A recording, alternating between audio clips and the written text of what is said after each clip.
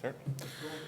Thank you for joining us today for our discussion on the development and implementation of a global health research mentorship program, Leveling the Playing Field. We do have a poll for you, so when you get the poll questions, you're going to want to submit each question, and then in the top right-hand corner of your screen, you'll see a next button, and that'll take you to the next question. And I will turn it over to Dr. Kumar. Thank you. So hope you'll manage to log on to the poll everywhere. I think you're having some issues. So I'm Wijaya A. Kumar, an associate professor of emergency medicine and the co-director of the Global Health Research Collaborative. And we have James Paxton, who's the director of clinical research at Detroit Receiving Hospital. And we have Christopher Conn, who's a research associate and in the Department of Emergency Medicine at Wayne State University. So today's topic is development of a global health research mentorship program. And by the end of the session, the participants, we hope, will understand the challenges faced by researchers in low and middle income countries, get an overview of the Global Health Research Collaborative, and understand how the training program plans to address some of these challenges. Cite the nuances of creation of an online mentorship platform, and discuss the influence that an online EM mentorship program will have on conducting global research. So lots of words out here, but basically what we're trying to show out here is the building of this program, and why it is effective, and how it was effective, and how we plan to move forward with the program. So the challenges in conducting research in LMICs, low middle income countries, is many and plentiful. It's not a priority. Definitely. It's not seen as a means of strengthening the health infrastructure, which is truly not a true statement, but a lot of the administration saying that they're not getting much out of research when you go to the countries. But actually, research leads to evidence-based medicine, and evidence-based medicine is basically what we're trying to implement moving forward. So there's a lot of ethical concerns with conducting research in LMICs, and there's lack of funding. I think that's a key arcing factor out here is lack of funding. And why is there lack of funding? There's lack of funding because there isn't quality researchers. So when you have funding organizations like NIH and Gates, they're not going to give the money to any researchers. They need researchers who've had publications. There's a bar that has to be attained, and reaching that bar is not easy for a country like LMICs, where there's no mentorship, there's no research capacity to actually conduct the research. So it's a stepwise manner. So once you get a pool of researchers who are able to conduct research at that level, that's when you're starting to get grants and funds. So I think it's a cycle, and we need to start developing that cycle. So it has restricted mentorship and collaborative opportunities in LMICs. There's lack of strong faculty mentorship, and there's a lack of sustained quality mentorship. I think you can see the underlying theme out here is mentorship. I think in all the reviews that you've done, or the work that we have done in LMICs, we see that there's interest, but there's lack of mentorship. There's lack of guidance, hand-holding a little bit. There's lack of that when it comes to actually conducting research. So the mission of the Global Health Research Collaborative was creation of a network of highly trained global health researchers. It's a diverse group of global and local researchers who ethically conduct research and do it in an evidence-based manner. So I think that was the overarching goal that we had. So we put together a bunch of faculty. We got like around 55 faculty at Wayne State now, whom we met and who have similar goals and ideals. And the idea is to create a sort of a mentorship program whereby we have aspiring researchers in LMICs who then we get trained, and then they're able to develop research projects, earn grants, apply for applications, and then train their own colleagues. So it's train the trainer model. So we just don't want it to be a non-sustained effort. So it want to be a sustained effort. And then they go on to build the local research capacity and then develop a reputation. And reputation is publication. So you develop reputation, develop publication. That's when you're able to submit for grants. You develop your home institution, and then you are able to be established researchers. And then you're able to answer research questions. I think that's the key. So a lot of researchers have questions in their mind, but are they able to conduct research to be able to answer these questions? I think that's it. And do they have the money to be able to do that? I think those are the things that we're trying to help empower.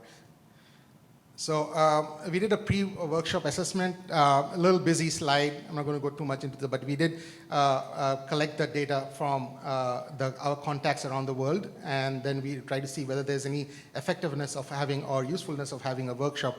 And the response was overwhelming, and you can see that there were a number of things that they wanted to do. They wanted to collaborate with the mentor. They want to develop and nurture the research ideas. They want mentorship opportunities. They want to learn about research ethics. They want to build a strong foundation in research. All ideas which are really core to the principles of a researcher. And we thought that it was great that they actually had the same ideas that we would expect them to have. So we didn't want to just jump into it without getting feedback from our partners. We did our first workshop in 2020.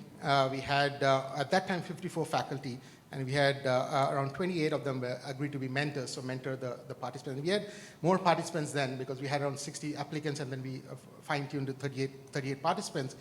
And then the faculty created and developed the core sector material, the mentors provided guidance at that time, and the participants were chosen from an application process, and they received the certification. It went out well, we'll see out here that we had 2 workshops, and we covered a lot of region in the workshops, and we had a total of, in the 2 workshops, we had around 65 participants. We covered training, mentorship, and capstone. I'm just going to go through this a little bit fast. So in the training, we had the Global Health Research Essentials, which covered all the lecture materials, asynchronous, and then we have 53 synchronous Zoom sessions. And each of the faculty taught around 1.5 hours of supplemental material, and then there were live sessions with interactive group activities. We then had the mentorship, where experienced research provided guidance, and then they were paired. So the participants were paired with the mentor based on the research idea before they came in. And the guidance were in a weekly format where they were scheduled one-to-one meeting. And then they had a capstone project, which is a project that they came in with, so the idea that they come in with, and then the idea is built during the time of the workshop, and then continues for 6 months after the workshop. That's the expectation that we were having. And then the mentors helped with the assignments and helped with review and also helping the thought process and reshaping of the ideas. So we had different platforms that we utilized. We used Thinkific, we used Zoom, and we used Loom for asynchronous recordings. And the first workshop review was actually, I think it was good, but not great. And the thing that was lacking from the first workshop was overwhelmingly mentorship. I think they wanted more time to interact with the mentors, and they wanted a formalized relationship with the mentor moving forward. So we saw that, okay, it looks like it is going back to the colonial type of experience where they just come for the workshop and then they forget about it. So you need to move away from that. You need to develop a more of a sustained workshop.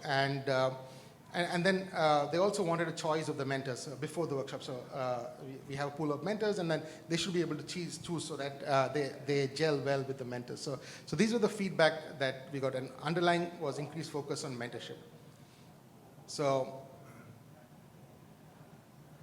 the format that we had for the second workshop was pairing the mentor and mentee. So at the start of the workshop, we decided we'll pair them.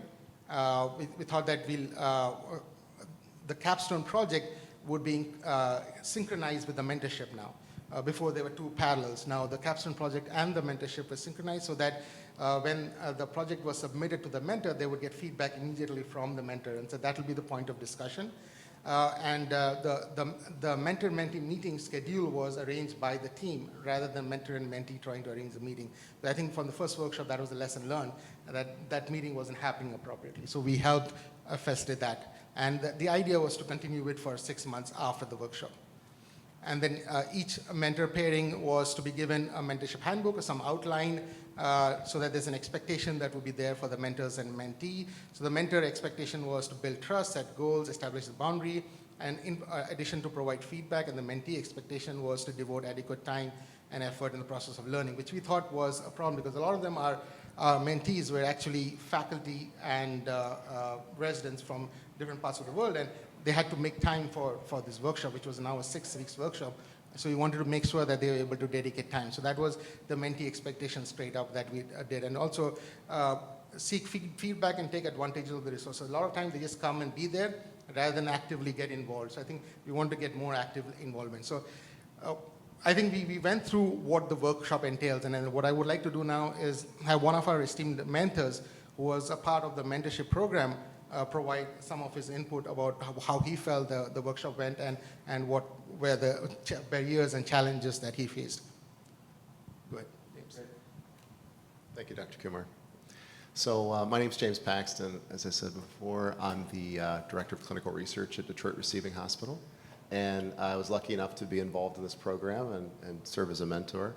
And so some of the things that I think you learn in these exercises, this type of activity, are maybe obvious or expected, and then other things are not, and maybe things that you didn't think about before engaging in the process. So maybe one of the more obvious things that myself, as a primarily English speaker, encountered was kind of the difference in language, right? So I think theoretically most of the participants spoke English, right? I think that's a common thread through all the participants in this program, but maybe to different degrees, right? And so some people have maybe a better grasp of grammar or the language in general, and I think that's something that some people may have a harder time with.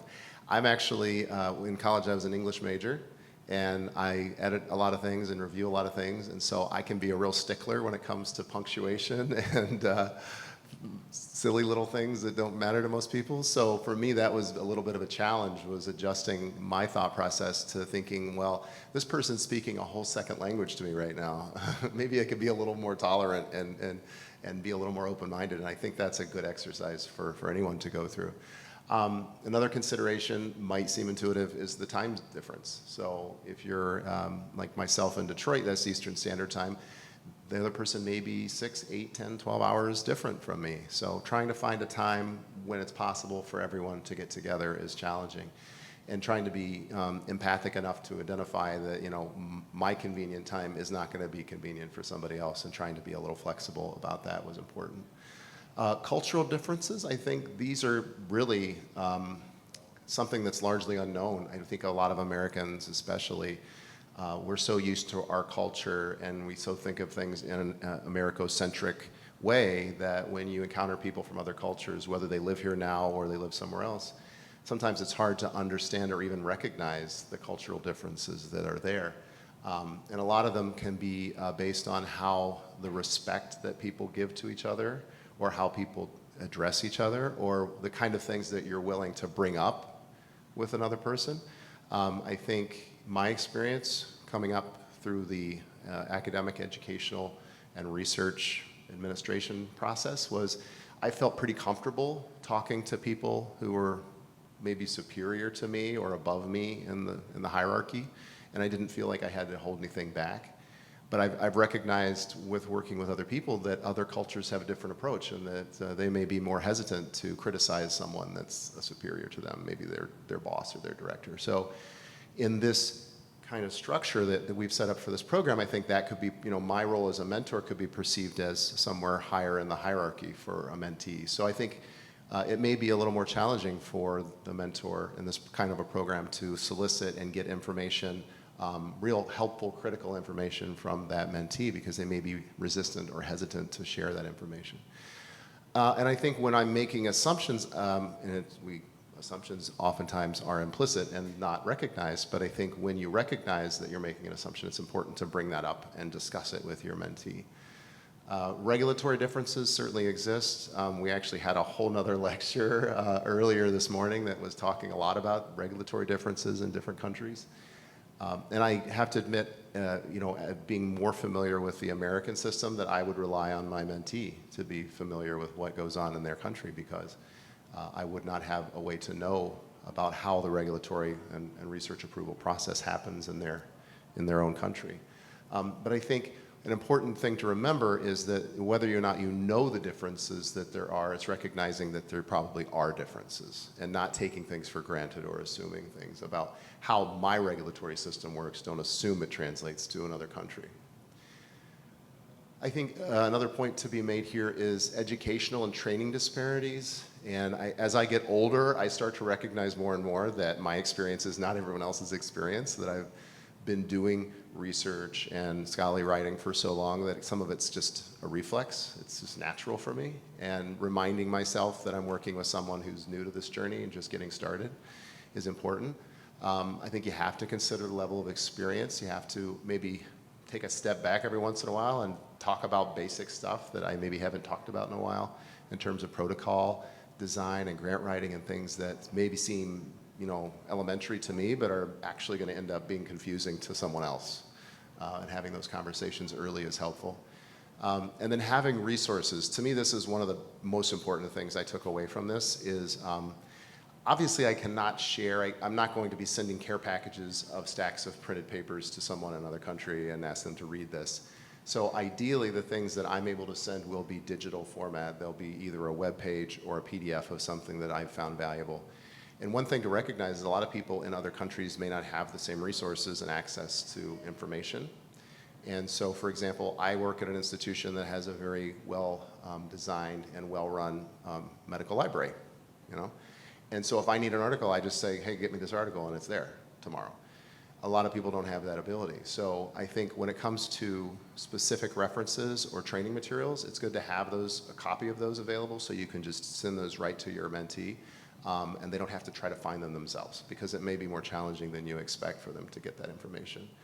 Especially if it's online, I think the best use of time and resources is really finding things that are already online and directing them to those resources. So, but I think it's important to ask about those resource discrepancies and the things that your mentee may not have, and consider sharing what resources you do have. So because I'm a Wayne State faculty and my institution has biostat support and other things, I can maybe get those services for my mentee to some degree. Maybe not fully, but as I'm involved in the project, technically, you know, those resources may be available to me. So that's something important that you want to recognize early when you recognize that you need resources, is how to get those. And then the timeline of meetings, I think, is a challenge because I'm busy, my mentee's busy, we both have lives, this is all extra.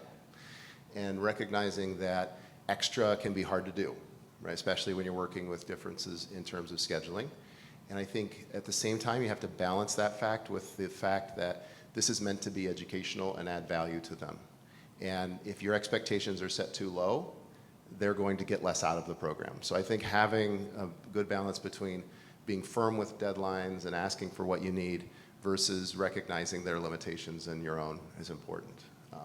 And then I think it's really important to not cancel or change meeting times once they've been established, because of all these issues with setting up these meetings. I think it's important to go ahead and follow through with those scheduled meetings. And consider, I think, more frequent meetings early in the process where you're getting to know each other, you're learning what does this person actually know, what do I need to teach them, what resources do they need. Those meetings are probably need to be more frequent. But as you move further along in the project, you start getting a better sense of what your mentee needs. Then I think it's very acceptable to just space those out a little more and let them be a little more independent and autonomous with that. So, I think it's important to recognize that I, as a clinician and a researcher, don't know everything, that there's areas of expertise I don't have, and it's important to recognize that limitation and to seek out other people when you need help. And so I think that just because I was paired with this mentee by someone doesn't mean that I am going to be able to give them everything they need for their journey. And so recognizing that early and helping them find additional complementary information and knowledge is helpful. And also local resources are important too. So you don't want your mentee to depend on you or the people you have locally, but also to look locally at where they live and the people that are in their community and in their local institution. One of the problems you can have in such an arrangement like this is a lack of effort or productivity. And I don't mean to imply that that was common or is common in this program, but I think it's important to recognize that people have competing interests. And just because we have a set timeline and I have expectations for my mentee doesn't mean that they're going to be able to follow through every time on those things. I think it's important to be firm about that and to say, you know, I'm like you, I'm volunteering to be involved in this project and I'd like for you to participate fully. And in order to do that, I need you to do certain things and then be clear about what your needs are. And frame the deliverables in terms of how they're going to benefit the mentee. I mean, I theoretically am benefiting as well.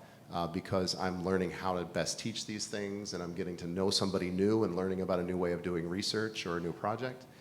But it's also important that they're getting something out of it. And I think the more you remind the mentee that this is for you, you know, I'm doing this for you, in that terms, I think it's important for them to recognize that you may be asking a lot of them, but it's for their benefit and to advance their career as a researcher and as an academic. So, and then be clear about the consequences. So if the program that you work in has specific requirements and deadlines and policies on people who aren't able to deliver, then I think you need to point those out and be clear and transparent about that. So, great, and I'll hand it back to Chris here.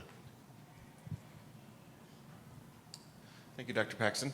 So as Dr. Paxton discussed, he went over a lot of the mentor perspectives of our research cohort. And this here is a slide of the mentors themselves evaluations of our mentors, or the mentees, excuse me. So as you can see here, over 50% was reached on every question where they strongly agree. So the mentees overall were very satisfied with their mentors. However, there were a few areas that we looked at, particularly the accessibility of the mentors, that had 15% of the participants that did strongly disagree that their mentor was available. So we've taken some actions to try to rectify that for our next cohort in 2024. Specifically, we're going to be looking at doing some more formalized mentor training. We touched on the mentorship handbook that was given to both parties. We're going to be looking at putting the mentors through a more standardized preparation for the course and what we would expect from them. And then also we'll be having a mentorship toolkit on our website. Essentially what that is going to do is hopefully alleviate some of those accessibility issues. The idea there is to have a forum where mentees can pose questions and maybe another mentor could step in and be able to answer questions and help facilitate things. Also maybe more of an office hour setting would be something we're looking at, where a mentor would have some designated time and anyone could pop in and ask questions there as well, which would help alleviate some of those time differences that we discussed. So this chart here is some end outcomes for our 2022 cohort. As you can see, 6 or more people were able to have a publication, conduct research, or submit a grant. So we're really pleased with that. And various other things as well, including development of a program for 4 people.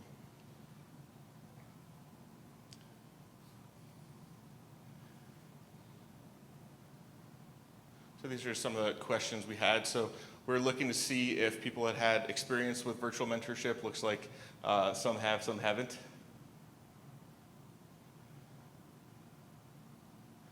And then this here is looking to see what maybe are people most interested in acquiring from a program like this in terms of biostats, more information about regulatory or IRB procedures, grant writing, and then career advice and networking, which is obviously very important and comes along with the mentorship aspect. So some of the obstacles that Dr. Paxton discussed to creating that effective mentorship relationship, mentee motivation, definitely one that we've experienced, as well as one we've been highlighting here is the difficulty scheduling consistent time to meet with the mentee. Like we mentioned, both parties are often working clinically and in different time zones, which can exacerbate some of those issues. And then obviously adding the virtual component to mentorship as well will make that difficult. Lack of familiarity or access even to technology such as Zoom was something that we experienced. And I think most can agree that it is a little more difficult to build a relationship via Zoom versus being in person with your mentor. And that's it. Thank you very much. I'll hand it back to Dr. Kumar. Thank you. So that's the QR code for our website and our program. So feel free to connect with us, and we'll be more than happy to let you guys know and have help or be involved in whichever manner. Thank you.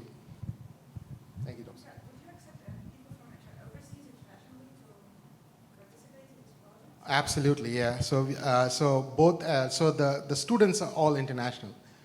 So the students. No? Was that? International graduates, no? Yeah, yeah. Yeah, by students I mean the learners.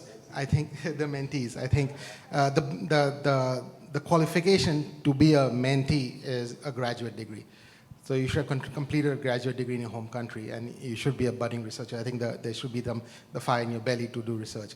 And we are definitely looking for mentees. We're actually even looking for mentors now, international, so that the language barrier can be covered. So we do have speakers in different languages. But I think our aim is to start growing it a little bit more. And as I said in some prior slides, that we had like around 62 participants over the last 2 years from nearly around 15 to 20 countries participate. So we're definitely looking for getting participations from global. So yeah, go ahead. Thank you. That's super interesting. How do you identify mentees? Have you collaborated with specific institutions or leverage networks you guys already have? Or So when you, great question. I think the mentees would be actual applicants to the program. So you apply to the program. So the key is actually matching the mentee with the mentor. I think that's the key. And what we are using as a tool for that is having them come in with a project idea. So if you as a mentee from internet come in with a project idea, it makes it a little bit easier for us to match you with a mentor who's an expert in the project idea. So that's so so the bar is set at graduates who are interested in research. So it could be a physician, it could be a pharmacy, it could be paramedical, it could be anyone in the health allied field who's interested in doing global health research or international research.